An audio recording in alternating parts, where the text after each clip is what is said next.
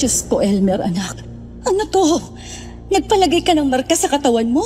Kailan pa, ha? Binarkahan ng diwata ng balete ang anak mo dahil pagsapit niya sa tamang edad. Kukunin niya ito upang ialay.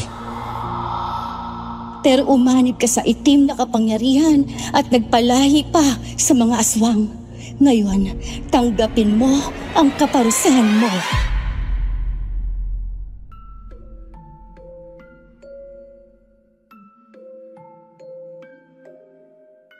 Ang pagbabago ay depende sa kagustuhan at pagtanggap mo. Kapag ginusto mo talaga, walang imposible. May mga pagbabago nga lang na ayaw natin pero nangyayari. Mayroon din naman na inaasam-asam natin pero hindi naman dumarating. Magandang araw po sa inyong lahat sa mga bumubuo ng channel na ito. Mula sa admin, voice actors at listeners. Nagpadala po ako ng sulat sa inyo dahil nais ko rin pong ibahagi ang tila hindi kapanipaniwalang kwento ng buhay ko. Masasabi kong hindi po ito kapanipaniwala dahil sa mga bagay na nadiskubre ko noong tumapak ako sa edad na 21. Umaasa po ako na sana isang araw ay maririnig ko rin ang kwento ko sa channel ninyo. Ako nga po pala si Elmer at ito ang aking kwento. Bago ko simulan ang istorya, huwag kalimutang mag-subscribe bilang suporta sa ating channel. Hoy, yung 4 na malalaki at dikit-dikit na mga balete na sinasabi ko sa'yo, Efren, ha? Huwag mong pupuntahan yung mga yun. Huwag matigas ang ulo. At saka hindi ka na bata, no? Para maging pasaway pa sa gubat. Opo, kuya. Hindi na po ako pupunta dun. Takot ko lang po kaya sa mga baleteng yun. Pero sa tingin mo, kuya, sinadya ba nang nagtanim nun na pagkumpalin yung mga yun? O kusa lang na tumubo yung mga balete doon sa gitna ng gubat? Hindi ako sigurado eh. Pero sa tingin ko, talagang sinadya ang pagkakatanim ng mga balete na yun. Baka ginawang palatandaan ng lupain ng mga ninuno natin. Pero may nabasa ako tungkol doon, kuya. Na yung mga balete raw, parang palatandaan pa nung Yamashita Treasures. May alam po ba kayo doon? Nilingon ko si Efren pagkasabi niya noon. Medyo naging madaldal na po ang kapatid ko simula na makapag-aral siya sa syudad. 3 taon na ang nakalilipas. Marami na siyang alam ng mga bagay na ikinagugulat ko. Kaya kahit alam kong pamilyar naman siya sa pangangahoy sa gubat, pinaalalahanan ko pa rin siya noon.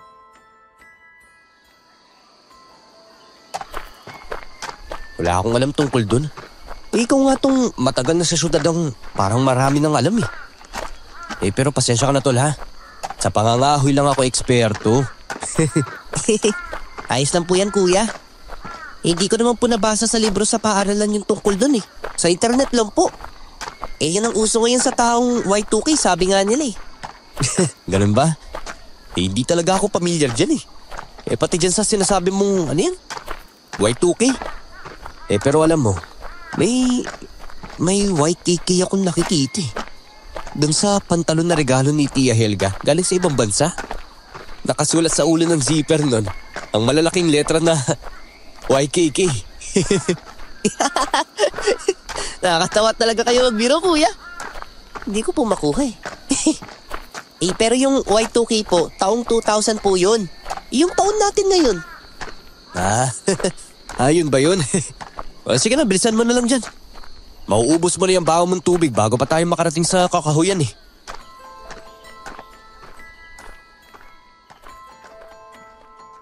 Katorse anyos na si Elmer noon. Ako naman, kaka-21 pa lang. Kinuha siya ng tiyahin namin na galing ibang bansa pagkatapos niya ng grade 6 noon, kaya nagkahiwalay kami. Pero nang bigla ang mamatay ang tiyahin namin, inuwi na ulit siya ni nanay sa probinsya. Kaya magkasama na kami ulit ng mga panahong iyon. Umaakyat na kami sa matarik na bahagi ng bundok noon habang nag-uusap pa rin. Naging paborito na ni Efren ang syudad, samantalang ako naman ay kagubatan. Ang kapayapaan na dala ng mga berdeng puno, huni ng mga ibon at preskong simoy ng hangin ang dahilan kung bakit mas pinili kong manatili sa probinsya. Dito rin kasi nagmumula ang pinagkakakitaan at ikinabubuhay ko.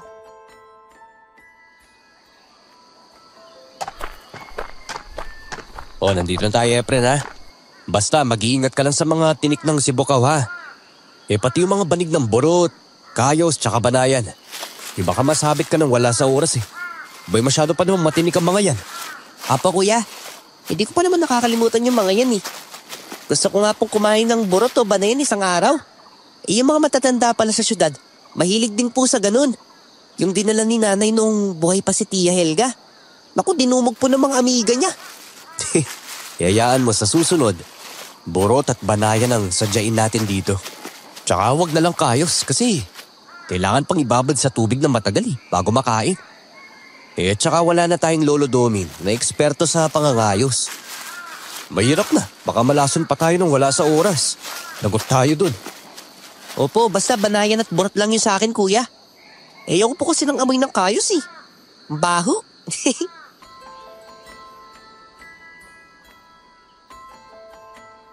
Nakarating na rin kami sa pwesto na may maraming puno ng ginagawang panggatong, lalo na ang sibukaw. Nag-umpisa na kaagad ako ng pamumuto lang sanga dahil kailangan kong makarami nun.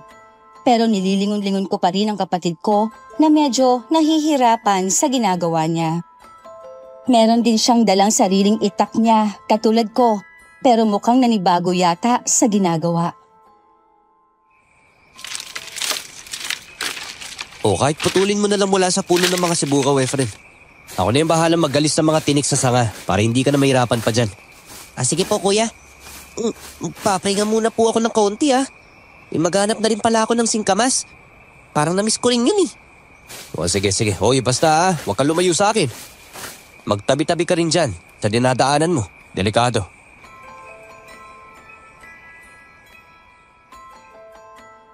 Ipinagpatuloy ko ang ginagawa ko noon hanggang sa hindi ko na namalayan ang oras. Medyo nakaligtaan ko na rin ang kapatid ko. Kaya naman nang lingunin ko siya ulit at hindi ko makita, tinamaan ako ng kaba. Hindi ako ganon na matatakotin.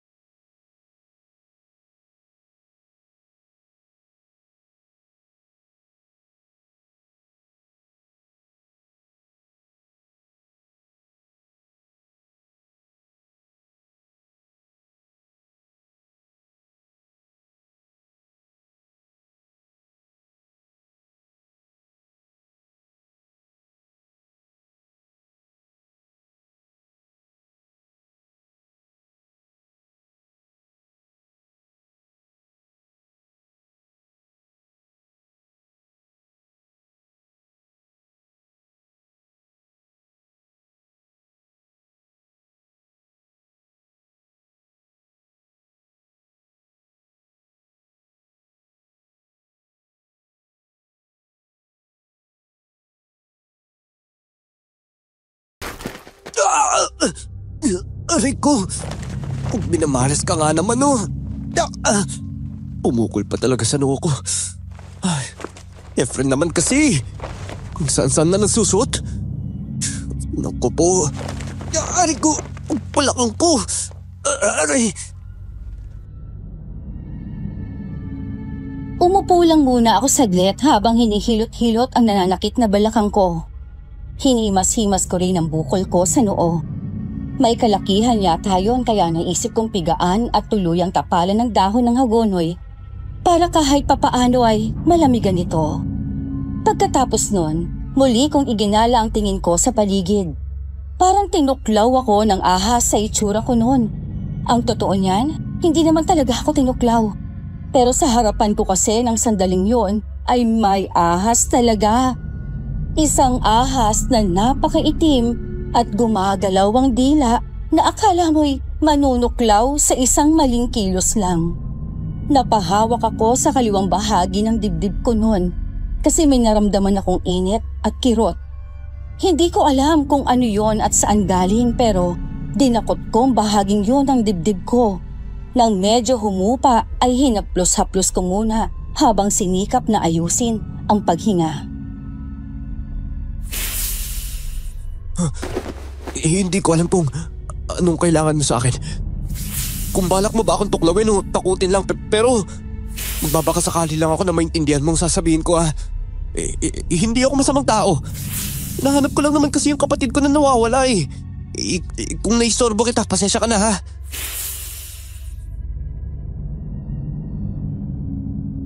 Gumalaw-galaw ang ulo ng ahas noon. Para bang naiintindihan ang sinasabi ko? Hindi ko sigurado pero sa isip ko, parang niyayaya niya ako. Nabuhayan pa ako ng loob na gumalaw siya at tumalikod na sa akin. Tumambad tuloy sa mga mata ko ang tila gintong kulay nang hindi ko maintindihang tila X sa likod ng ulo niya. Minsan pa siyang lumingon bago umusad palayo. Akala ko'y aalis na ang ahas noon pero panay ang lingon niya sa akin kaya naisip ko. Gusto mong sundan kita? Teka, bakit? Itutulong mo ba sa akin kung nasaan ang kapatid ko? At gumalaw-galaw na naman ang ulo niya noon at umusad na naman ang katawan. Kaya nagpasya na akong sundan siya. Kung bit-bit ko lang ang itak ko, nagapas ko na sana mga damo sa daanan. Pero nabitawan ko yon nang dumausdos at nagpagulong-gulong ako. Kaya wala na akong dala. Tiniis ko na lang ang natatakot na pakiramdam ko. Dahil para sa kapatid ko, handa akong harapin ang lahat. Mahanap lang siya. At parang himala nga dahil nakita ko si Efren na walang malay.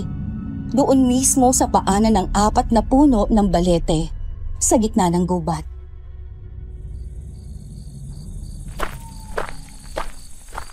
Efren! Efren, gising! Tol, gumising ka! Nandito na si Kuya! Diyos ko naman, anong nangyari sa'yo? Maligayang pagdating sa kaharian ko, binata. Hindi ko akalain na sa araw na ito ay maramdaman ko ang presensya mo. Sino ka? Bakit hindi kita makita? Huwag mo naman ako masyadong takutin, oh! Pasensya ka na kung tinatakot pala kita, ha? Sige, magpapakita ako sa'yo. Sino ka ba kasi? Ikaw pang nagdala sa kapatid ko dito. Anong klaseng nilalang ka? Wala nang sumagot sa akin nun. Nagbalak na nga akong buhatin na lang si Efren at umalis na sa gubat. Pero naramdaman ko naman ang pag-init ng dibdib ko. Hindi na yung ganun kasakit at natanggal na rin naman ang ilang beses kong haplusin.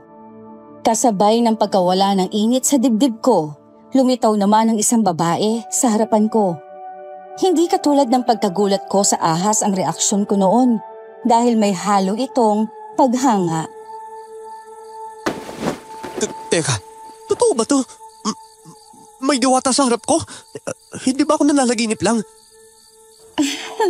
Subukan mong kurutin ang sarili mo para malaman mo kung totoo nga ako. Huwag ka kasing matakot sa akin. Hindi naman ako nangaano. Ang alam ko, mabait kang binata. Aray! Ha? Ang sakit naman ng kurot ko. Sampal naman. Masampal nga ng pisngi ko. Aray ko! Ang sakit. Napihit yata yung panga ko dun ah. Nakakaaliw ka talaga. Tama na yan. Sinasaktan mo naman ang sarili mo dahil sa akin eh. Ayoko ng ganyan.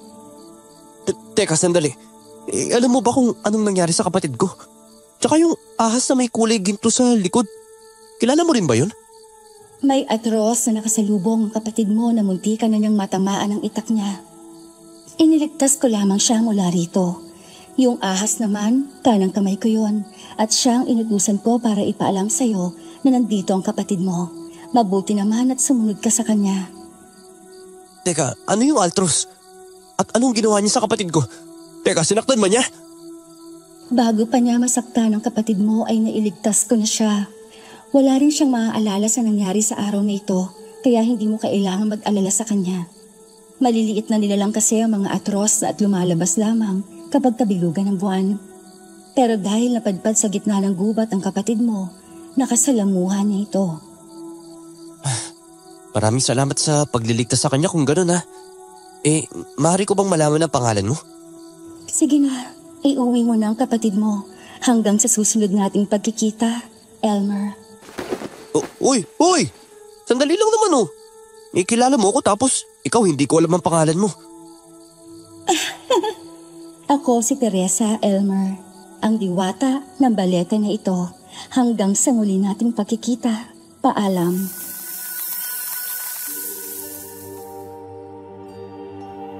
Tumalikod na siya noon at naglakad patungo sa puno ng balete. Saka biglang nawala na lang.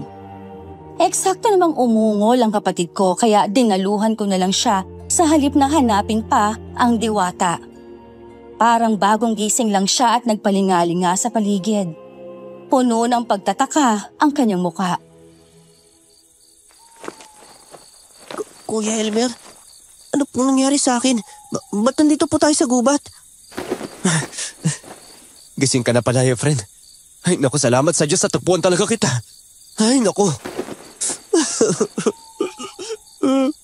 Uy, kuya, ba't ka naman po umiiyak? May nangyari po bang masama sa akin? Parang wala po kasi ako maalala eh. Teka, nangawin na ba tayo kanina? Mamaya ka na mag-usisa, tol. Bumangon ka na muna para makauwi na tayo. Hapon na kasi.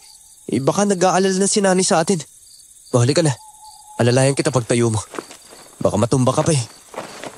Wala namang masakit sa akin, kuya eh. Parang natulog nga lang po ako eh. Pero, dito pa talaga sa gubat? Teka po, hindi ba ito po yung balete na pinagbabawal ni Nani na puntahan natin? Bakit po nandito tayo, kuya? Ay naku, ang kulit mo kasi kanina eh. Kasi, sumama ka sa akin para mangahoy tapos, inantok ka. Dito banda lang ang lilim kaya dito kita pinahiga. Pero wag kang mag-alala ha. Wala namang nangyaring masama sa'yo. Yung sarap nga ng tulog mo eh. Yung ganda nga po ng panaginip ko, kuya. Namasyal daw tayo sa gubat na maraming burot at kayos. Pagkatapos nun, ayaw ko na kumain ng kayos kasi mabaho. Ang ginawa mo, nagbukay ka naman ng banayan. Ang lalim doon ng nahukay mo tapos sobrang dami mo rin nakuha na burot tsaka banayan, kuya. Ganun ba?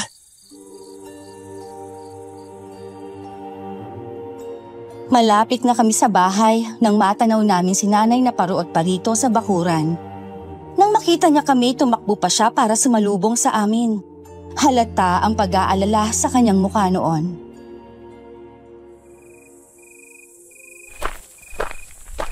Diyos ko, mga bata kayo! Bakit inabot na kayo ng dilim? Ikaw, Elmer, alam mo namang wala pa nga 1 linggo na nakauwi dito ang kapatid mo. Nagpahapon pa talaga kayo? Ay, si Nanay naman oh. Parang wala naman kayong tiwala sa akin. Abay, laking gubat ng panganay niyo no. At hindi ko naman pinabayaan yung kapatid ko. Ay, mana po, Nay. Iba nga po pala talaga sa probinsya, no? Lalo na pag tag-init, Nay. Grabe, nakatulog po ako sa gubat dahil sa preskong hangin. Kung natulog sa gubat ang pinagsasabi nitong kapatid mo, ha, Elmer?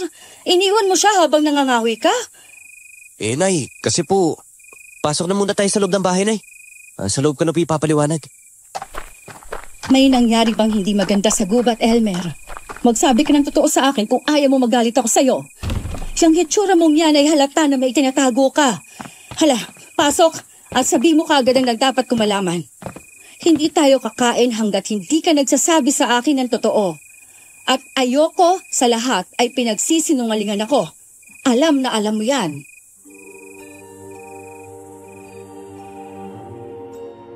Hindi kaagad ako nakasagot kay nanay noon.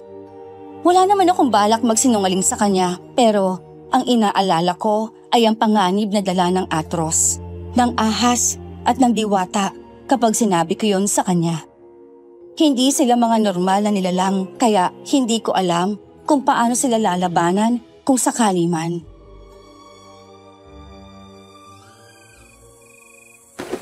O Elmer, ano pang hinihintay mo? Magsalita ka na. Huwag kang sasabat sa usapan namin ng kuya mo, ha, Efren? Makinig ka lang dyan sa upuan mo. Pero Nay, wala naman pong ginawang kasalanan si Kuya. Hindi rin naman po siya nagsinungaling. Kasasabi ko lang na huwag sumabat. Ako na bahala, Efren. Ang totoo niyan, nagsinungaling ang kuya sa'yo eh. Nay, nawala po kasi kanina sa gubat si Efren. Hindi ko po siya nabantahin ng mabuti dahil naging abala na ako sa pangangahoy. Pasensya na po talaga. Nawala sa gubat? Paano nangyari yun? Ikaw, Efren, sagutin mo ang tanong ko. Saan ka nagpunta at bakit ka lumayo sa kuya mo? Wala pong naaalala si Efren, Nay. Kasi po, sabi ng diwata, Teresa, wala siyang maaalala sa nangyayari. Diwata ka mo? May nagpakita sa iyong diwata sa gubat? Ibig sabihin niyan dumako kayo sa nagkumpulang balete. Hindi ba't bilin ko sa inyo na huwag kayo doon? Bakit niyo ako sinaway? Diyos ko mga anak ko, anong mangyayari sa kanila nito?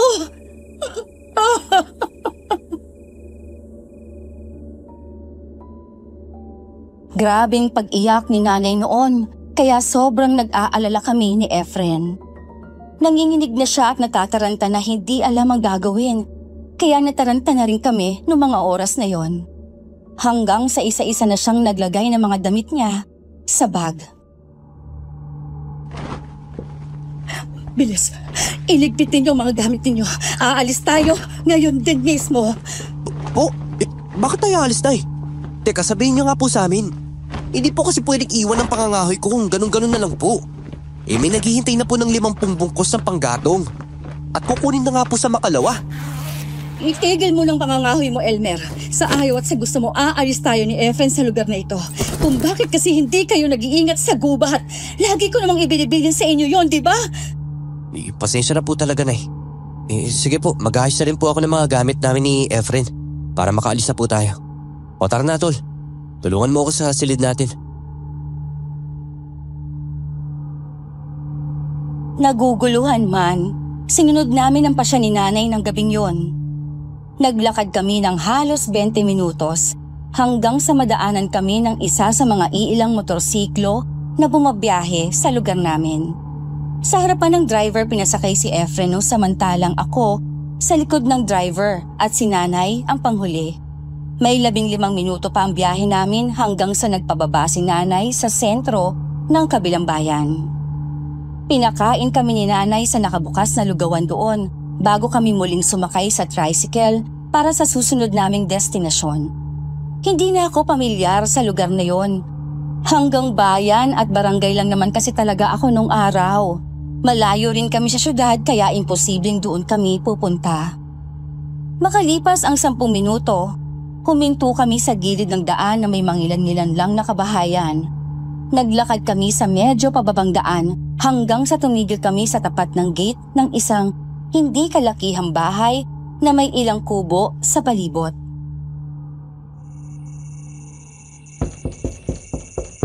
Tao po, magandang gabi po. Kadensyo, si Helen po ito. Pasensya na po kung gabi na kami nakapunta rito. Oh, magandang gabi din po sa inyo, Aling Helen.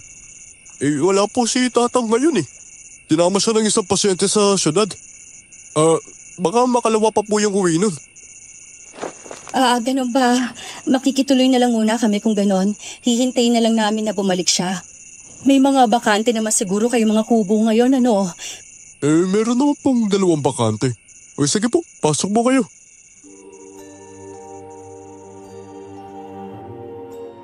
Binuksan ng may kataba ang lalaki ang gate na bakal ng sandaling yon.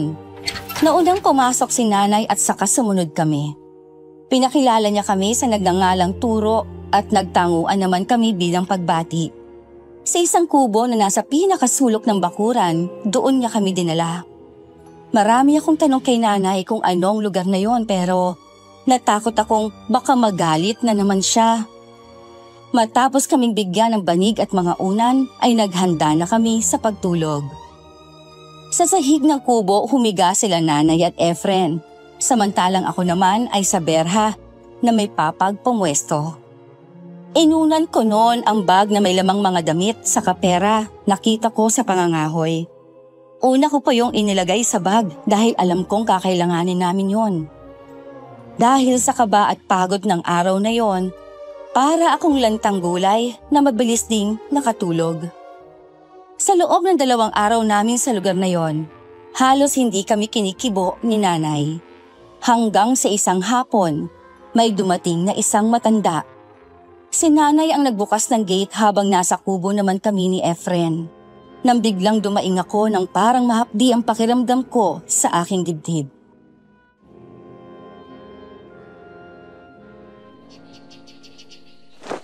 Ayos ka lang ba riyan, kuya? Kanina ka pang ngiwi ng ngiwi ah. Masama ba sa pakiramdam mo? Hindi ko nga maintindihan tong nararamdaman ko eh. Pero pangalawang beses nang nangyari to. Teka, tignan ko nga. Parang may sugat ako dito sa dibdib ko ah. Teka, ano na naman ba to? Hala kuya, kailan ka pa nagkaroon ng tattoo sa dibdib? Teka, tsaka anong klaseng tattoo yan? Parang X na may bilog sa dulo, kaya letter K? Teka, kulang na lang magmukha yung bato sa jackstone ng mga kaklase ko nung elementary, kuya. Pero paano naman nangyari to? Hindi naman ako nagpatattoo ah. Aray ko. Efren, pakisabi naman kay nanay na masama ang pakiramdam ko.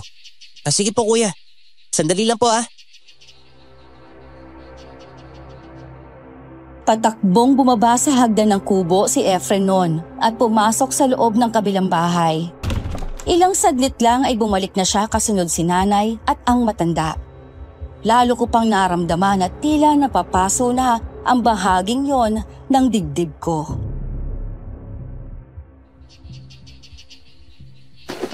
Tingnan niyo po na yun. Nagkatatubig la si kuya. Mamula-mula pa nga po eh. Diyos ko, Elmer, anak. Ano po? Nagpalagay ka ng marka sa katawan mo? Kailan pa, ha? Nay, hindi po tayo nakaalis dito ilang araw na. Wala rin naman pong marunong magtattoo sa barangay natin noon, di ba? Pero naramdaman ko na uminit to sa gubat noon eh. Nay, habang kausap ko yung ahas noon. Paano ka nagkaroon ng ganyang simbolo? Kung hindi ka naman nagpalagay ng marka sa katawan mo, apo. Abay, ang guhit na yan ay tinatawag na Aldebaran. Isang uri ng simbolo ng mga bituin sa kalangitan. Hindi ko po alam kung paano po ako nagkaroon ng ganito eh. Basta nagsimula na po ako makaramdam ng init nito sa dibdib ko. Init na parang napapaso po ako. Aray, parang kumikirot po na eh. Teka. Maaari ko bang damhin kahit saglit lang yung parte na may marka? Ano pong gagawin niyo sa akin? Hayaan mo si Cadensyong damhin yan, Elmer. Huwag kang mag-alala, isa siyang manggagamot. At kaya lumipat tayo dito sa kanila dahil bilang manggagamot, kakailanganin natin ang tulong niya. Kailangan mo nga tingnan dahil sa nangyari sa inyo ni Efren sa kagubatan. Sige po, pumapahig na po ako sa gusto ninyo.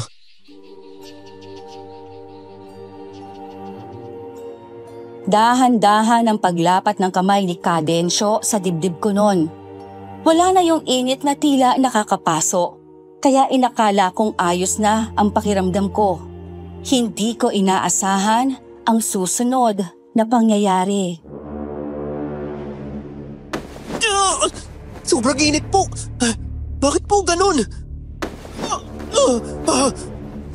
Grabe. Hindi ako makapaniwala sa lakas ng enerhiyang bumabalot sa marka mong yan, iho. Abay, masyadong malakas ang kapangyarihan ng engkanto. At maging ako gusto niyang tupukin. Ano ho ang ibig niyo sabihin, Cadensyo? Engkanto ho ang gumawa niyan sa anak ko? Oo, Helen. Isang engkanto ng kalikasan ang laglagay ng marka na yan. At napakalakas pa niya. Engkanto ng kalikasan ho? May kinalaman kayo tungkol dyan, Nay? Hindi ko alam ang sinasabi mo, Elmer. Kaya nga ako nagpunta dito kay Cadensyo dahil nag-aalala ako sa inyo ng kapatid mo. Alam kong delikado sa gubat natin dahil sa magkakadikit na balete doon. Yun lang yun. Muli pang sinubukan ni Cadensyo na haplusin ang marka sa dibdib ko ng sandaling iyon. Pero sa tuwin ay tila napapaso at nasasaktan lang kami pareho. Pasensya na ha. Ngunit wala akong sapat na lakas at kaalaman para kontrahin ang kakayahan ng mga engkanto, Helen. Teka, ibig po sabihin, habang buhay na to sa katawan ko? Ano na pong gagawin ko kung ganun? Teka, hindi po ba ito masama sa akin? Malabo ang nakikita ko na maging papel ng markadaya sa buhay mo iyo.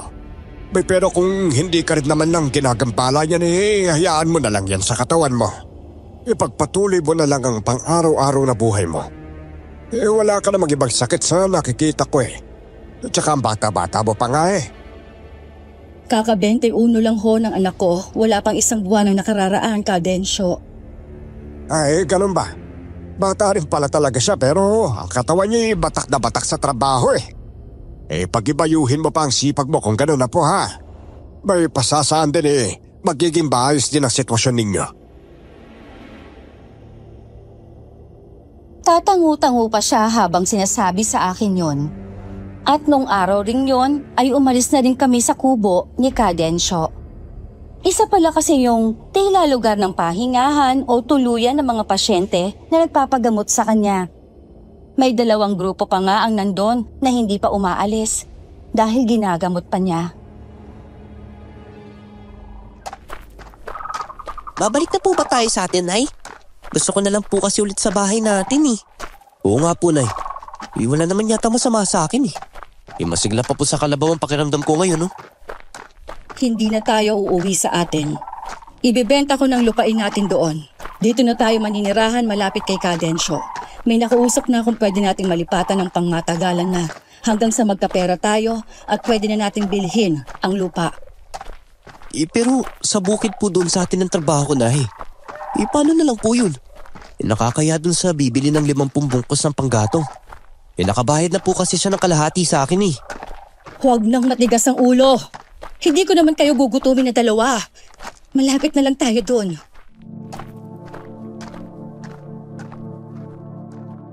Naglalakad lang kami ng mga panahong yon. Hindi nagtagal ay tumigil kami sa malawak na palayan na may bagong tayong kubo. Yun na raw ang bago naming bahay. Ayaw ni nanay na inuusisa siya, kaya sinunod na lang namin ni Efren ang lahat ng sasabihin niya. Kahit pa labag yon sa kalooban ko, pinili ko na lang na hayaan siya. Ang totoo niyan ay nababagabag talaga ako sa marka na nasa dibdib ko. Pakiramdam ko din noon may tinatago si nanay sa akin. Sa nilipatan naming lugar, medyo malapit ang sentro ng barangay. Nang araw na yon ay nagpaalam ako kay nanay na maglalakad-lakad at magbabaka sakali na may mahal pa kong trabaho. Nananakit na kasi ang katawan ko kakakain at higa. May ginagawa kaming maliit na taniman ng gulay sa bakuran pero madali lang naman ang paglilinis at pagdidilig doon kaya bago pa magtanghali ay wala nang gagawin. Pagkatapos naman ng tanghalian, iidlip na ulit dahil wala namang ibang lalakarin. Madalas nagbabalik tanaw na lang ako sa buhay ko bilang mangangahoy noon. Pinayagan naman ako ni nanay na umalis noon pero pinasama niya si Efren. Kasi baka maisipan ko raw na bumalik sa dati naming bahay.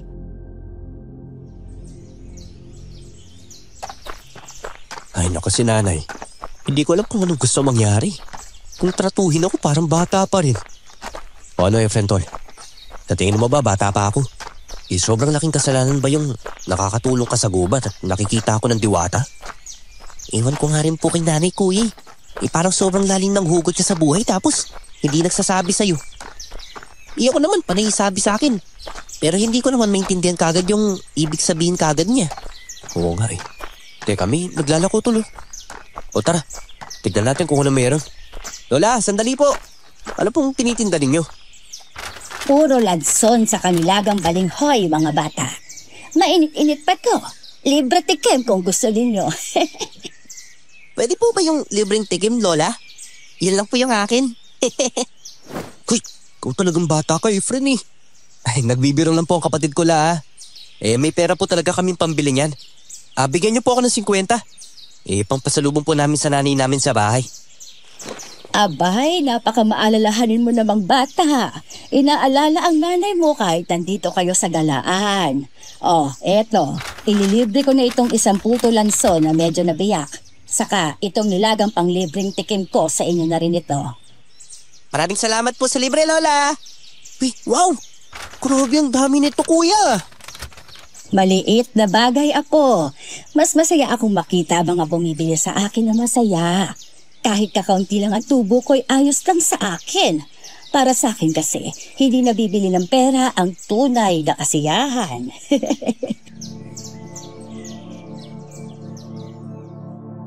Ginulo pa ni Lola ang buhok ni Efren noon habang nag-umpisa na akong pumapak ng 10 lanson.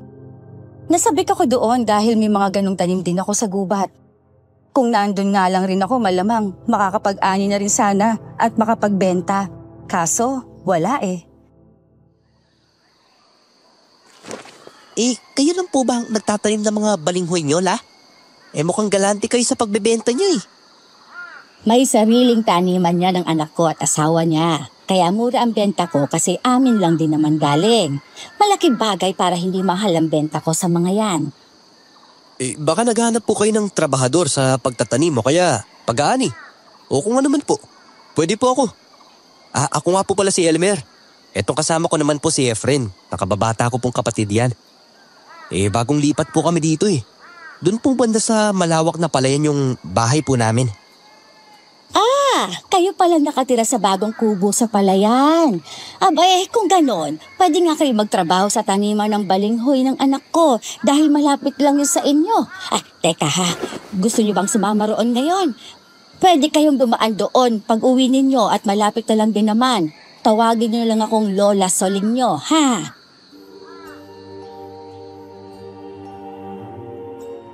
Pumayag kami na sumama kay Lola Soling ng hapong yon.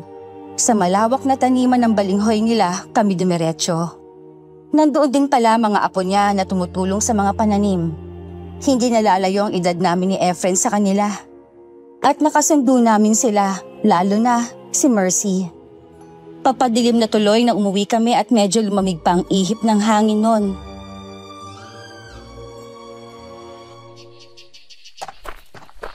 Kuya, huwag mong iwan ha. Natatakot ako eh. Baka may mumuwas lang sa paligid. Ikaw talaga. Nililikotan mo na naman yung isip mo. Huwag mo kasing pansinin.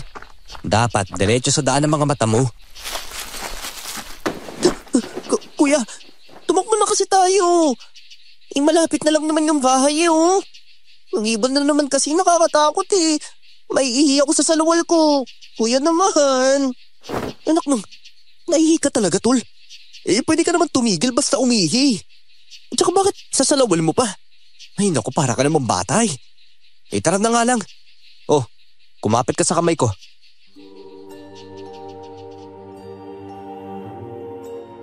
Umiiyak si Efren habang humahawak sa kamay ko noon. Hindi pa siya magkanda-ugaga sa paglakad kaya kailangan ko siyang sabayan. Muntikan pa kami madapa sa hindi namin naaaninag na bato sa palayan noon. Mabuti na lang at nakabalanse kami kaagad. Nakarating kami sa bahay na humihikbi pa rin siya. Kinagabihan, nilagnat pa siya ng matindi, kaya napagalitan na naman ako ni nanay. Ay, Diyos ko, Elmer naman eh. Bakit ka ba nagkakaganyan? Kung kailan kasama na ulit natin ang kapatid mo, saka ka naman nagiging pabaya. May problema ka ba, ha? Sabihin mo nga sa akin. Nay, sa totoo lang po kayo talagang pinoproblema ko eh. Bakit po kasi sinisisi niyo palagi sa akin kapag may masamang nangyayari kay Efren? Hindi ko naman po hawak ang takbo ng isip niya eh. Kahit sabihin ko pong wag, kapag gusto naman po niya gagawin niya. Kahit sabihan ko po siyang wag matakot, natatakot pa rin po siya. Hindi ko na po alam kung anong gagawin ko eh. Nalilito na po talaga ako sa inyo. Biglahan po ang mga desisyon ninyo eh. Pasensya na, anak. Hindi ko lang mapigilan ang pag-aalala po kung ano-ano nang tumatakbo sa isip ko na hindi ko maipaliwanag kaya naapektuhan ang pakikitungo ko sa inyo ng kapatid mo. Pero anak, mahal na mahal ko kayong dalawa kaya ginagawa ko ang lahat. Nagpapakatatag ako para sa inyo. Magsabi rin po kasi kayo sa akin, Nay. Pwede niyo po akong paghingaan ng iniisip ninyo. Uunawain ko po kayo, basta magsabi lang po kayo sa akin. Hindi po yung nagagalit na lang kayo at papagalitan na lang ako. Sinusubukan ko po kayong intindihin pero minsan, ang hirap din po kasi. Nay! Nay! May aswang po! Nakatingin siya sa may bintana, Nay! Kuya, yung ibon! Nakabulit tayo ng ibon, Kuya! Ayoko sa'yo! Ayoko sumama sa'yo! Diyos ko, tumaas na talaga ang lagnat ng kapatid mo, Efren. Kahit anong punas natin, mainit pa rin siya. Ihanda mo mga gamit niya. Pupunta tayo kay Cadensyo. Baka kung ano na itong nangyayari sa kapatid mo. Opo, Nay. Maghahanda na po ako.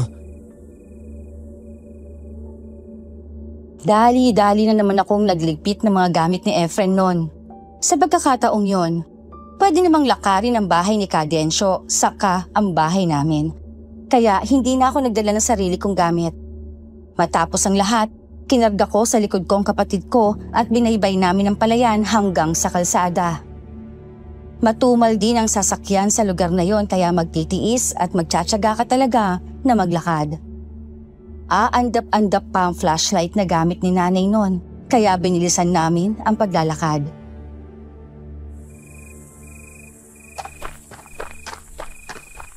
Kuya, saan pa tayo pupunta? Baka makasalubong natin yung mga maliliit na nilalang sa daan eh. Parang nakasakay sa maliit na kawayo yung actress po. Nakita ko siya sa gubat tapos bidalaan niya ako. Napupundahan daw niya tayo sa bahay natin. Teka, naaalala mo na yung nangyari nung nangahoy tayo? Kung bakit ka nakatulog sa gubat? Nay, narinig niyo po ba yun? Huwag kayong maingay, ha? Malapit na tayo sa bahay ni Cadensyo. Narinig niyo yung altros na sinasabi ni Efren, Nay? Alam niyo po kung ano yun? Sa ibang araw na lang, anak, pwede ba? Itong kapatid mo muna ang isipin natin. Ayan, mag-ingat ka sa pagbaba sa daan at baka bumulusok kayo ng kapatid mo. Katulad ng dati, ipinagbukas din kami ni Turo ng gate.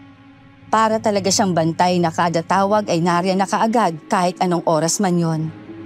Pero sa halip na sa kubo, dumiretso kami sa loob ng bahay ni Cadensyo mismo. May isang silid doon na parang klinika ang ayos. Nasa isang sulok nakaupo si Cadensyo. Suot ang salamin at unipormeng puti. Para siyang doktor sa itsura niyang yon. Nang magkatinginan kami, umigik ako dahil sa biglang paghapdi na naman sa dibdib ko. Pero tiniis ko na lang muna yon. Ihinga mo siya dito, iyo. Bayang init ang katawan ng batang ito. Turo! Ang maligamgam na tubig na may mga halamang ugat. Dahal mo ko rito.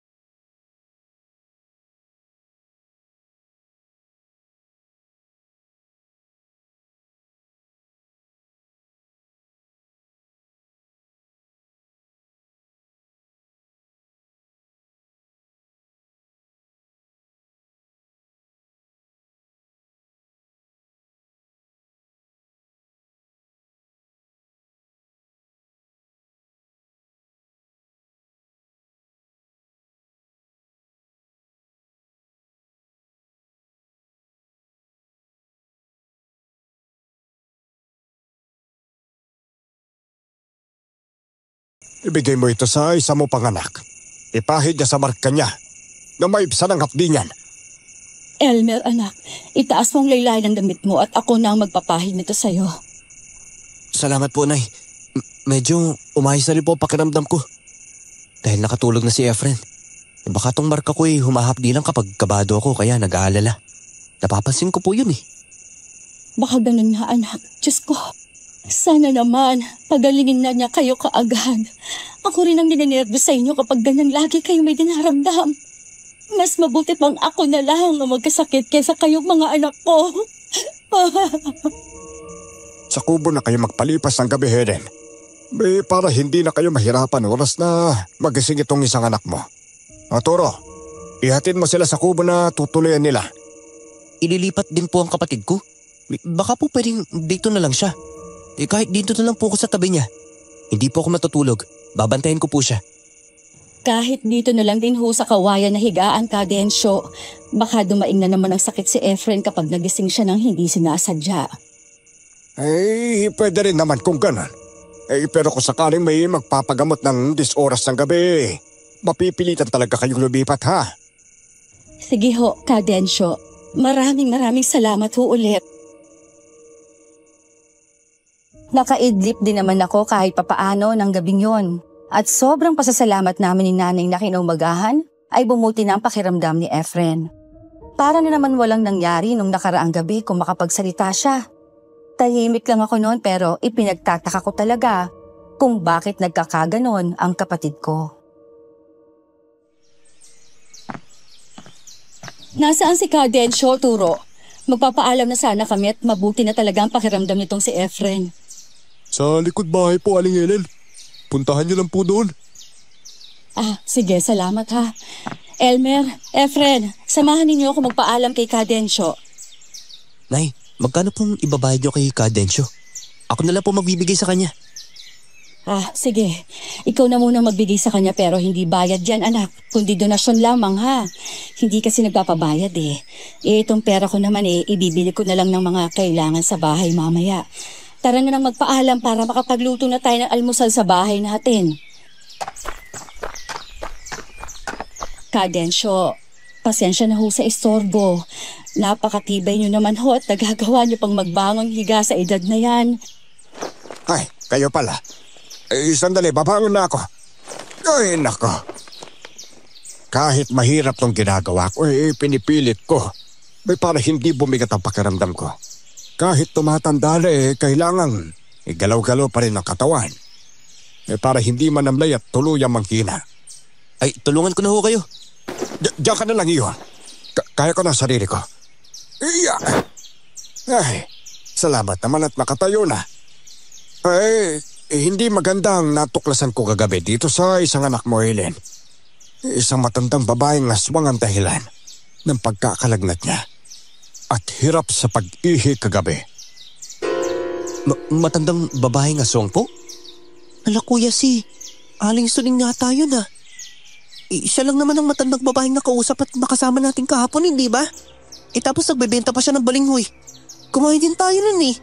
Diyos ko, ako talaga nagpapahamak sa kapatid ko kung ganun. Hindi pwede to. Pupuntahan ko po si Aling Suling, Nay. Kailangan niyang malaman na alam natin kung ano siya. Ang sama niya. Hindi naman namin siya binastos naging mabait at magalang naman kami sa kanya ni Efren. Pero bakit ganun? Delikadong gagawin mo, Elmer. Ang mabuti pa'y mag-ingat na lang kayo sa susunod. Huwag kang mag-alala at maglalagay tayo ng mga proteksyon sa bahay. Nang sa ganon, hindi siya makakalapit. Ay, oo nga po pala, Kadensyo. Ito po yung donasyon namin para sa inyo. Maraming salamat po sa pagpapagaling sa kapatid ko at sa akin na rin po. Ay, hihipatong mo na lang dyan sa upuan. Maraming salamat na rin, ha?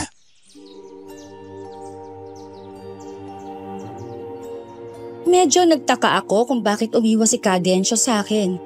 Pero hindi ko na lang din naman yon inisip pa. Ang sinabi nitong matandang aswang ang mas pinagtuunan ko ng pansin. Nakakagalit kasi ang pakiramdam ko. Naloko ako. Nang araw na yon, umuwi kami sa bahay ng tahimik pero ramdam kong hindi na mabigat ang loob sa akin ni nanay. Sa galit ko noon, ibinaon ko talaga sa lupa ang lahat ng mga nabili naming balinghoy kay Aling Soling. Pinipigil ko lang talaga ang sarili ko na huwag siyang puntahan sa kanila. Hindi ko na rin naman siya nakita ulit ng mga sumunod pa na mga araw. Kaya kahit paano'y nakalimutan ko na rin ang nangyari. Hanggang sa isang hapon, pumunta si Turo sa amin para magbigay ng babala.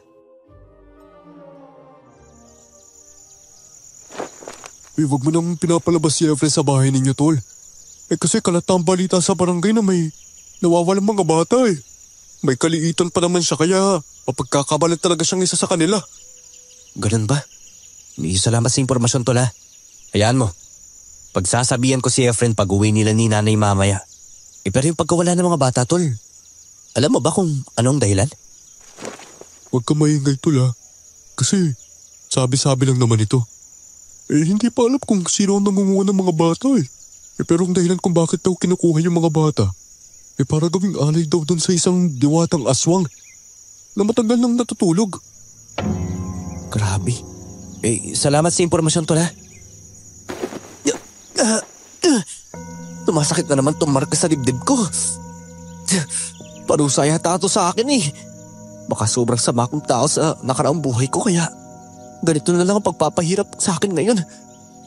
Grabe, kawawa ko naman, tol. Parang ang dami at ang hirap ng mga problema mo. Sana lang masolusyonan mo na yung mga yan pagdating ng araw. O paano? Alis na ako, tol ha. Baka hinintay na ako ni Cadensyo eh. Inutusan niya lang kasi akong bumili ng itlog sa tindahan. Naubusan na kasi kami. Lakas makaubos ang itlog ang pagtatawas eh. Pagkaalis ni Turo, nagtungo na lang ako sa higaan ko. Parang palala ng palala kasi ang hapdi ng marka ko noon. Halos hindi na siya tumigil kaya kulang na lang magsisisigaw ako. Pinigilan ko lang talaga pero nasa mga mata ko na ang mga luha ko. Nadatnan ako ng ganon ni nanay. Nasa higaan, nakatihaya habang ang isang braso ay nakatakip sa mga mata kong umaagos ang luha. Ang isang kamay ko naman ay nakakuyumos sa balat ko na may marka.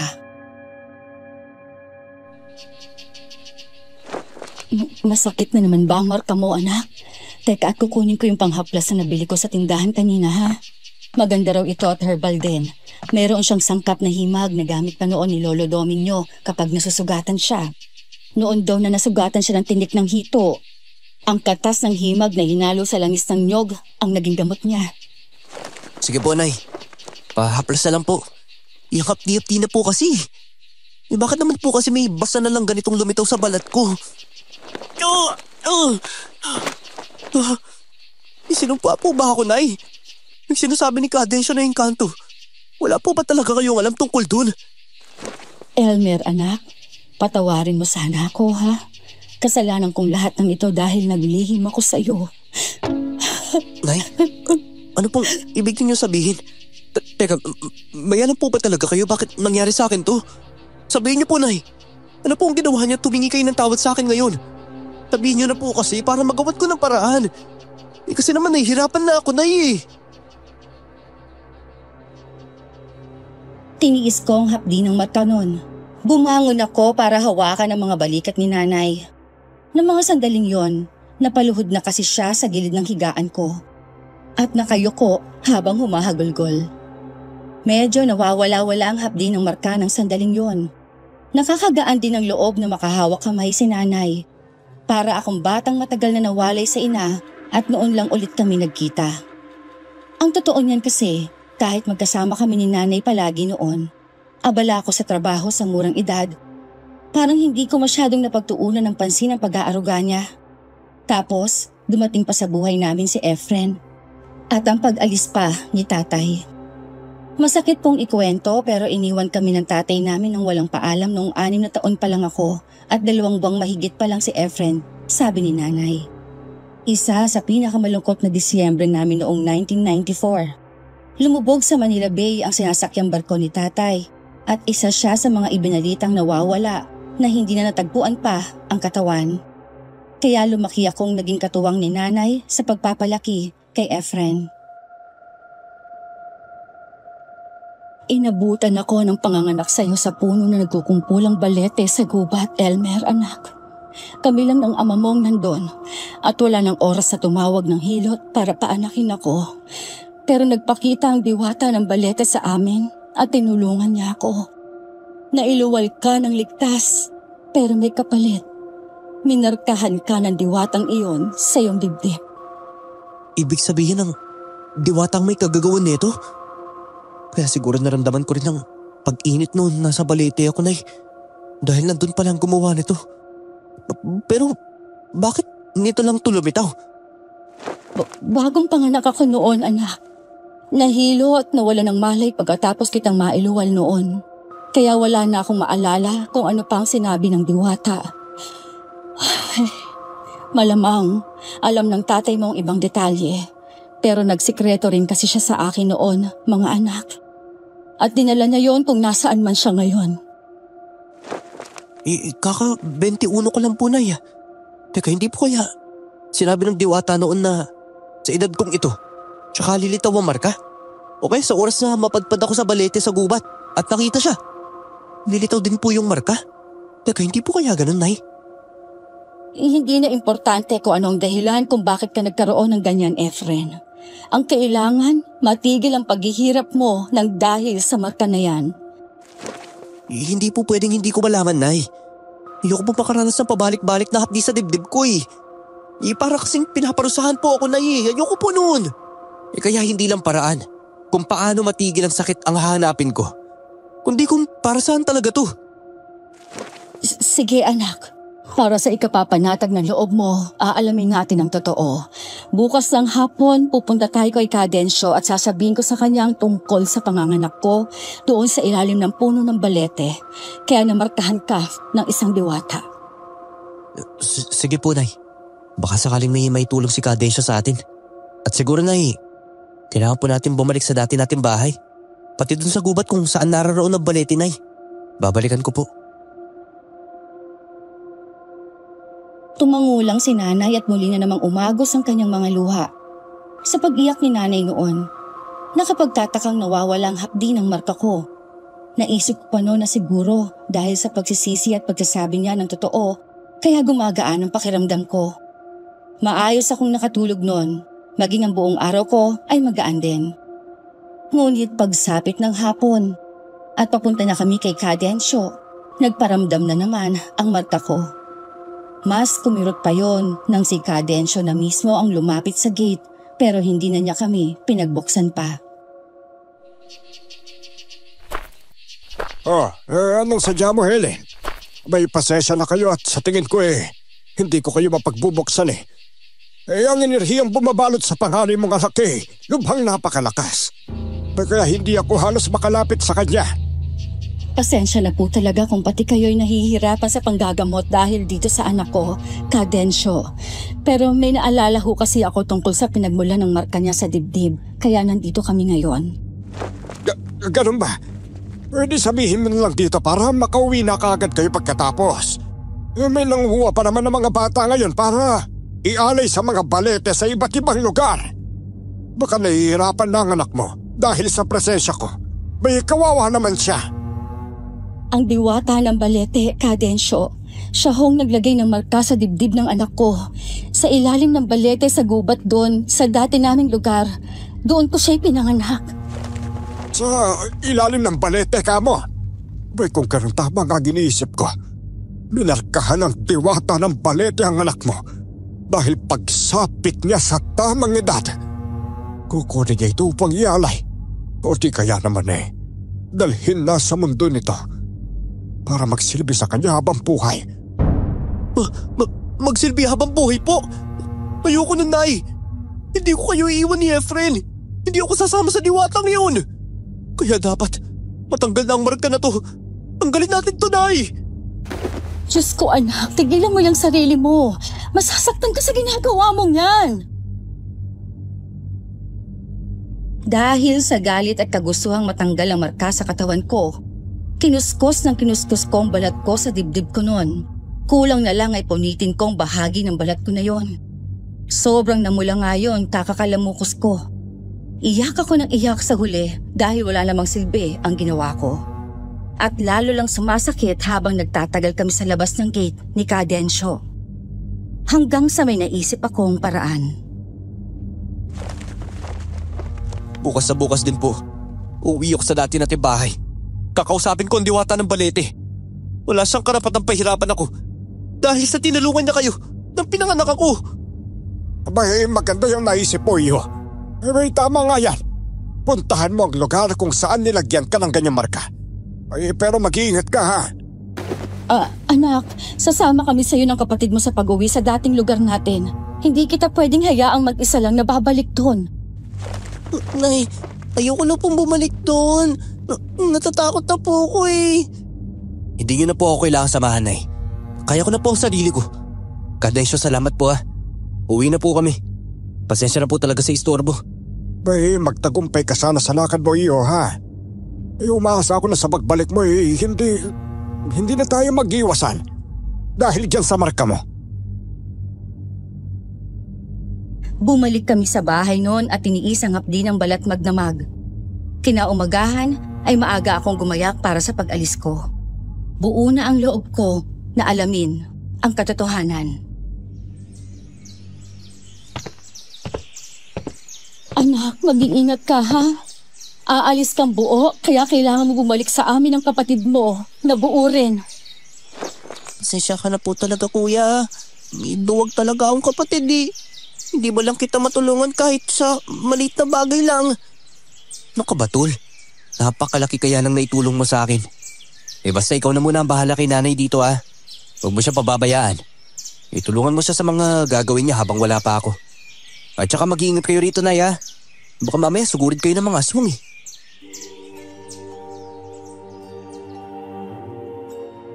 Binalingan ko si nanay noon nang walang tigil sa pag-iyak habang nakaupo sa hamba ng pintuan ng kubo.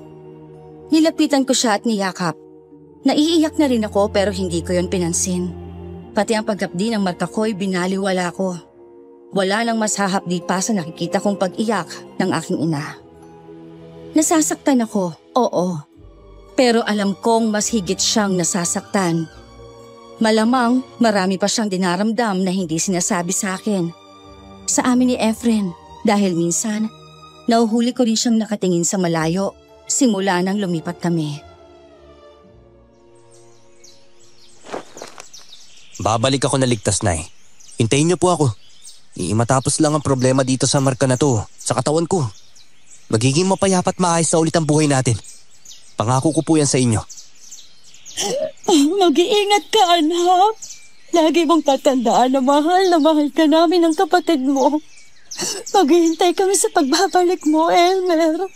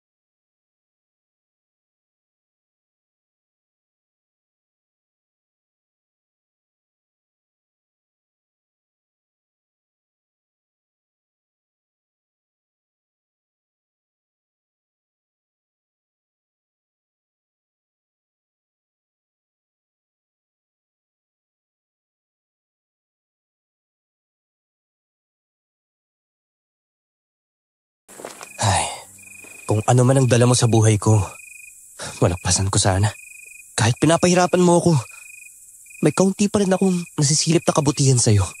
Kung si Teresa nga ang naglagay sa'yo nito sa balat ko, baka sakali may magandang dahilan siya. Sana talaga. Sana magpakita siya ulit sa akin bukas.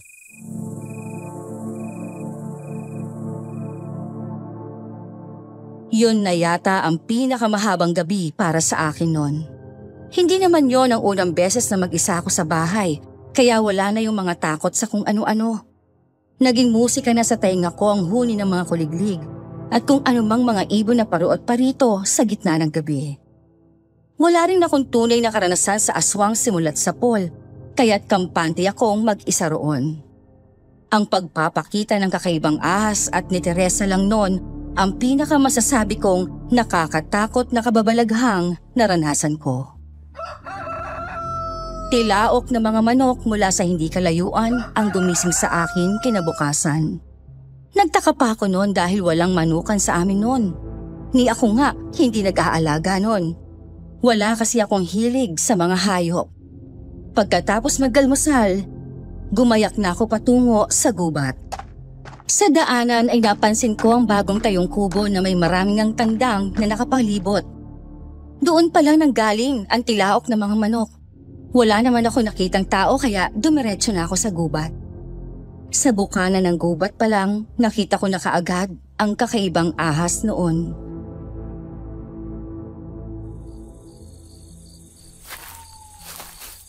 Ang bihira. Para akong baliw nito pero kakausapin na kita ha. Parang nagkakaintindihan naman tayo eh. Alam mong babalik ako no? Siguro hinintay mo ako? Pero bakit? Teka, ahamo mo ba ang gumawa ng marka ko? Siguradong alam mo rin ng tungkol dito eh. Ikaw pa ba? Tatawa-tawa pa ako nang sa isang iglap ay lumitaw si Teresa sa likod ng gumagapang ng ahas na yon. Binuhat pa niya ang hayop. Teka, alaga mo nga yan? O di ibig sabihin ikaw ang naglagay nitong marka sa akin? Pagkapanganak ni nanay? Pero bakit? Kumalma ka lang, Elmer. Masasagot ang lahat ng tanong mo pagdating natin sa bahay ko. Kumalma! Alam mo ba? Tantitiis ako sa hapdi ng marka na to. Pagkatapos, sasabihan mo ako na kumalma lang, ha? Grabe ka!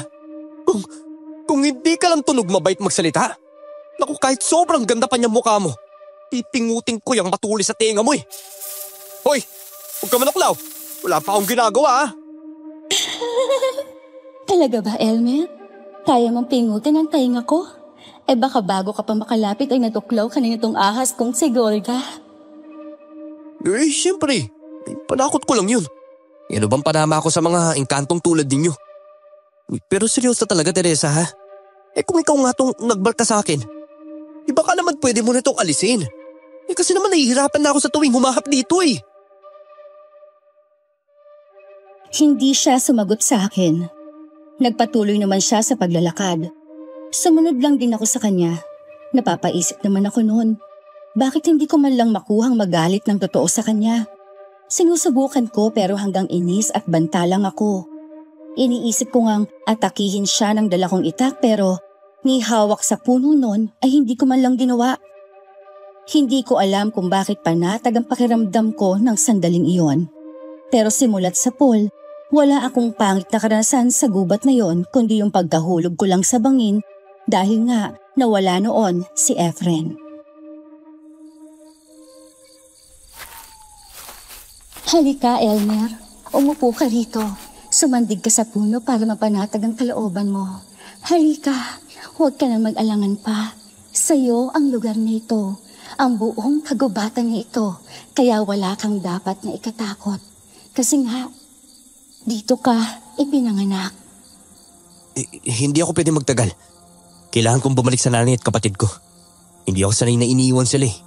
Mas mabuti pang ako na lang ang iwan nila. Tsaka may kabarangay kaming aswang sa bago naming nilipatan na lugar eh. Kaya kailangan ko nang umuwi bago magdulim. Maglalakad pa ako kung wala akong makikitang sasakyan eh. Naiintindihan kita. Pasensya ka na kung mapilit ako. Pero marami pa namang oras na makasama at makausap ka. Sa susunod, kaya pagbibigyan kita. Hayaan mo at bibigyan kita ng masasakyan mo mamaya. Sige, payag ako. Pero sabihin mo na kasi kung para saan tong balat na to. Noong manganak ang nanay mo dito mismo sa mga balete na ito, nag-agaw buhay siya. Nagsumamo ang tatay mo noon para tulungan namin silang mag-asawa. Pumayag naman ako pero sa isang kondisyon. Mamarkahan kita ng markang Aldebaran, isa sa mga hugis ng bituin sa kalangitan. Ang Aldebaran, Elmer, Maliwanag sila at madaling makita kapag tinignan mo sa kalangitan kung bakit ginawa kong pagmamarka sa'yo. Dahil kailangan namin ng katiwala at tagapagligtas sa mga tao laban sa aswang. Teka lang ha? Maintindihan ko lang. Maging katiwala ng kagubatan kasi sa tingin ko, nagawa ko naman yun. Simula nung matuto akong mangahoy para sa ikabubuhay ko. Nagtatanim din ako ng mga bagong pulo kapag nagpuputol ako ng malalaki na. Pero ang maging tagapagligtas sa mga tao laban sa aswang? Bakit naman ako pinili ninyo? Dahil darating at darating ang panahon na kailangan mo magligtas ng buhay laban sa mga masasamang nilalang na yon, Elmer. Lalo na kung ang pamilya mo'y mismo manganganib dahil sa kanila. Kung ganun, nanganganib si nanay ngayon? May aswang sa lugar na yun, Teresa. Oo, Elmer. May mga aswang nga sa nilipatan ninyo. At kaya umiinit ang marka sa dibdib mo dahil nakakasalamuha mo na siya. Lumalapit siya nang hindi mo alam pero nararamdaman mo. Teka, si Cadencio? Diyos ko, ilang beses na kaming pumunta at nakitila sa kanila. At ang kapatid ko, si Efren, pinagamot pa sa kanya. Pinainom niya ng... Hindi kaya, nayanggaw na niya ang kapatid ko, Teresa. Oh, Diyos ko, pakaswang na ang kapatid ko. Kailangan ko nang umalis, Teresa. Kailangan ako ng nanay at kapatid ko. Sandali lang, Elmer. Hintayin mo saglit ang sasakyan mo.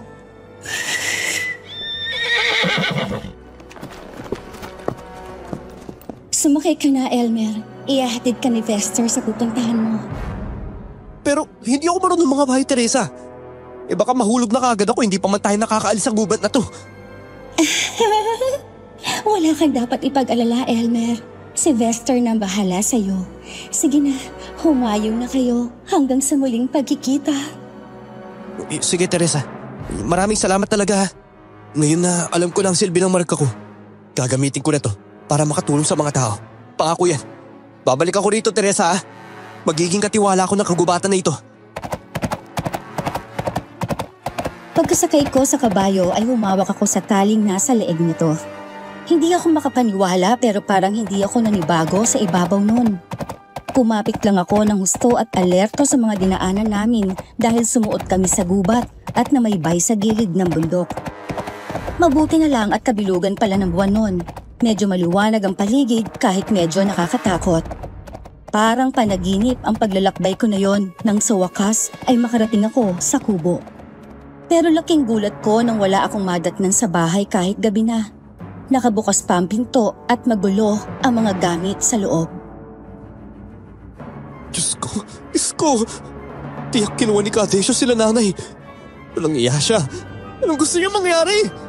Anong gagawin ko? Panlaban sa aswang. Kailangan ko ng kanamas panlaban sa kanila. Naghagilap ako ng mga pwedeng panlaban nun. Pinaghalo-halo ko ang asin, bawang at luya sa isang supot. Nakita ko pang kampila ng ginagamit ni nanay sa bahay nun. Ipinaris ko siya sa itak kong nakasabit sa kabilang baywang ko. Nang masigurong sapat na mga panlaban ko, nagmamadali na akong lumakad patungo sa bahay ni Cadencio. Na parang tila ba hinihintay na talaga ako noong mga oras na yon. Humapdi ang marka ko, lalo nang makita ko mga aswang na nasa may pintuan ng bahay ni Cadencio. Pero hindi na yon yung hapdi na hindi ko kayang tiisin. May kakaibang tapang siyang dulot sa pakiramdam ko. Magkahalong naramdaman ko noon nang lumabas ang may kalakihang aswang na halatang leader ng grupo. Nakilala ko kaagad na si Cadencio yon.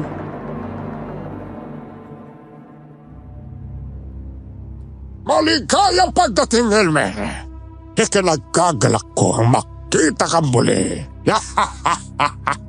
Turo, pabasugin mo siya. Opo, Pinuno. Masusunod po ang utos ninyo. Hoy, huwag mo ako subukan saktan. Malalagot ka sa kampo ni Pinuno. Ha? Grabe ka. Paano mo naatim na magtrabaho si isang katulad niya ha? Bakit? Malaki ba ang pinapasweldo niya sa'yo ha? Ano yung sinasabi mong may nawawalang bata? Parte lang ba ng drama para mag-alala ako ha? Trabaho lang itong akin, tol. Wala akong pakialam sa'yo, no? Tsaka tigil-tigilan mo ako. Baka matamaan ka sa akin eh. Kala mo, wala yata ang bilib sa laki ko. Oo. Ang laki-laki ng mukha mo. Hoy, matanda! Nasaan ang nanay at kapatid ko, ha? Ilabas mo sila! Aba, wala ka ng galang ah. Matapang ka na ngayon? Ha? Pwes, tingnan natin kung hanggang saan ang tapang mo. Sugurin siya! Anong? Hindi ako basta-basta lang magpapatalo sa inyo! Hinugot ko ang 2 sandata sa magkabilang baywang ko nun. Parang sinapian ako ng kung ano sa bilis ng mga kilos habang iwinawasiwas ang kampilan at itak. May mga natatamaan din akong aswang. Natalo ko pa nga ang 2 nang patigilin sila ng aswang na si Cadensyo. Alam kong binigyan ka ng kalakasan ng diwata ng balete. Tama ba, Elmer? Katulad ng pagbibigay niya ng marka sa'yo para maramdaman mo ang presensya ng mga aswang sa paligid mo. Pero dahil sa may tangayata yung nanay mo, hindi niya nalaman kung para saan ang marka na yon. Nagamit ko tuloy na pabor sa akin. Pwes, hindi na ngayon. At huwag mong matawag na tanga nanay ko! Ilabas mo sila para matapos na to! Hindi ganon kasimple ang lahat, bata. Isuko mo muna ang pinanggagalingan ng lakas mo. At ibabalik ko ang pamilya mo. Akin na ang kapangyarihan mo! Ano kapangyarihan ang sinasabi mo? Wala akong ganun, no? Itong marka sa dibdib ko? Para lang to maramdaman na may aswang sa paligid ko at wala nang iba. Wala halos pakinabang, di ba? Kasi hindi naman habang buhay, iiwas na lang ako sa aswang tuwing mararamdaman sila. Alam mo, utak at lakas ko ang ginagamit ko, Cadensyo. Ganoon din ang pagmamahal ko sa pamilya ko. Eh kung wala ka ng mga yon, talagang mahina ka pala. Sinungaling! Huwag mo akong insultuhin ng ganyan! Ngayon, tignan natin kung makakapagsinungaling ka pa. Sa makikita mo, ilabas ang 2 lilitsunin! Nay! Efren! Diyos ko! Walang iya ka, Cadensyo! Anong akala mo sa kanila? Baboy na itatali mo ng ganyan! Kasama mo! Ah! Uy! Hanggang dyan ka lang, tol. Kapag lumapit ka pa, siguradong lalapain kita. Ano? Gusto mo na bang malapa nang hindi na ililigtas sa mga kapatid mo, ha? Sige, magpadalos-dalos ka kung ganun. Mga walang iya kayo. Hoy, teka lang! Cadensyo, anong gagawin niyo sa nanay at kapatid ko, ha? Nilitsunin niyo talaga? Ang sasama ninyo! Huwag kang atat sumugod, bata. Alam mo sa sarili mo na hindi mo kami kaya. Paano pa kaya kung malilitsyon tong kapatid mo at tong nanay mo naman ang mahulugan nitong malaking bato? Kaya naman, manood ka na lang muna! Walang iya ka, Cadensyo! Magsama-sama mo! Pinanood ko lang habang sinisigaan ni Turo ang uling at ang 2 namang mga utosang aswang ay itinatayo si nanay sa sulok na may nakalambiti namang malaking bato. Ayokong mawala ng pag-asa pero unti-unting nararamdaman ko na yon kaya nangihina ako. Pero sa gitna ng kawalan ko ng pag-asa, may napansin ako sa gilid ng aking mga mata na gumagapang palapit sa akin. Nang tingnan ko ang mga kalaban, kung nakikita nila yon, halatang hindi. Hanggang sa palapit sa akin ang ahas na si Golda. Pero nang makarating sa tabi ko'y bigla na lang siyang nanigas at naging tila tungkod na kahoy. Ang sama niyo! Ang sama-sama niyo talaga! Pero kahit kailan, hindi mananaig ang kasamaan sa kabutihan! Gamit ang tungkod, ubod lakas kong pinalo sa ulo si Turo na nakatalikod mula sa kinaroroonan ko. Bumulagta siya sa sahig dahil doon. Mabilis namang nakalapit ang 2 pang maiitim at naglalaway na mga aswang pero nilabanan ko pa rin sila. Hampas rito, palo doon. Buhos ang buong lakas ko para mahataw at matamaan sila ng mahiwagang tungkod na hawak ko. Pero nakatakda siguro talaga akong mabigo ng sandaling iyon dahil kahit anong gawin ko, dumadami ang mga aswang samantalang nauubos ang lakas ko. Ngunit ang hindi ko inaasahan ay may darating pa pala para ay magligtas sa amin. Nagulat pa ako sa itsura ni Teresa noon dahil may pakpak siya sa kanyang likuran. Tigilan mo na ito, Densyo! Wala kang mapapala sa ginagawa mong panloloko sa mga tao.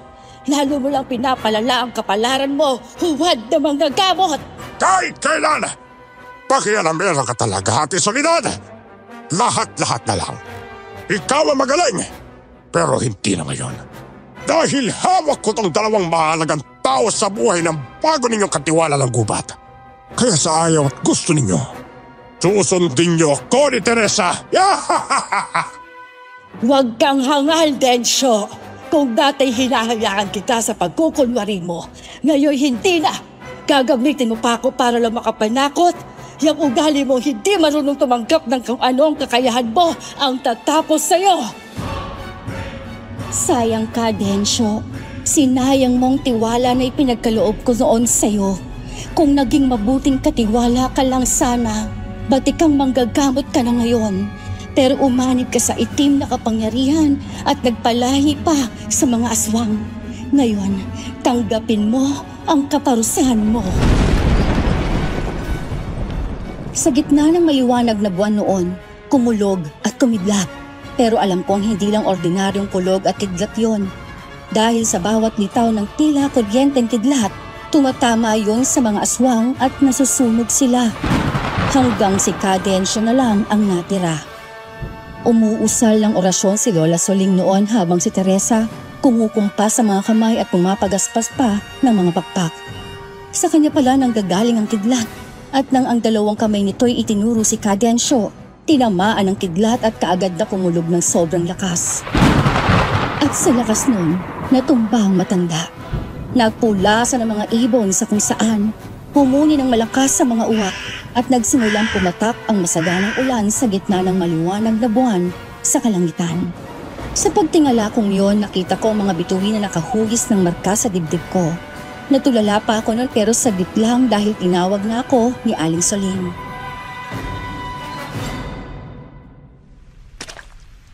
Naku, bata ka. Yung nanay at kapatid mong unahin mo at hindi ang tingnan ng Aldebaran. Nasa katawan mo lang naman yan. Pasensya na po, Lola Ising na. Namanghalang po talaga ako sa inyo eh. Hindi po talaga ako makapaniwala. Pero salamat po talaga. Sa pagdating po ninyo ni Teresa, mali pala ang iniisip namin tungkol sa inyo. Pasensya na po talaga pero babawi po kami ng kapatid ko sa inyo. Nay, nagtasa po kayo ni Efren. Teka, tatanggalin ko po ang busal ninyo sa bibig ha. Salamat sa Diyos at nailigtas mo kami, anak. Salamat talaga. Kuya Elmer, kuya ko. Tumila rin ang ulan ilang sandali pa nung habang nagyayakapan kaming tatlo. Sina Lola Soling at Teresa ay nanunood lang sa amin. Hanggang sa kumaway na si Teresa at tumango na lamang ako. Hindi ko man siya nakausap pagkatapos ng pangyayari. Tiniyak ko naman sa sarili ko noon na mapapadalas na akong bibisita sa kanya. Pagka-uwi ko noon ay nakausap pa namin si Lola Soling. Nalaman namin na dati pala siyang babaylan at nakababatang kapatid niya si Cadensyo. Katulad ko, napili rin palang katiwala at tagapagligtas sa mga tao laban sa aswang si Cadensyo. Ang problema nga lang ay naghangad ito ng kapangyarihan at gumamit ng itim na mahika sa panggagamot. Mabuti nilang pala at hindi naman niya nahawaan ng pagkaaswang si Efren o ako man. Yon ay dahil pala kay Turo na bantay ni Lola Soling para sa kapatid. Kaya nakakagaling naman talaga mga gamit ng herbal ni Cadensyo dahil dito. Sa kasalukuyan, isa pa rin akong mangangahoy pero hindi na tulad ng dati na kayod kalabaw ako. Dahil may mga tauhan na ako ngayong binabayaran para mamutol at mangbungkos sa mga itintinda naming mga panggatong. May permit kami mula sa barangay, munisipyo at DNR. Baka maitanong lang ninyo. At tuwing sasapit ang tag-ulan at bago magtag-init, nagkakaroon kami ng tree planting sa kagubatan na pag-aari namin. Pangako ko yon kay Teresa na matalik ko ng kaibigan hanggang sa ngayon. Minsan nga'y biniro ko siya kung pwede siyang magninang sa panganay ko.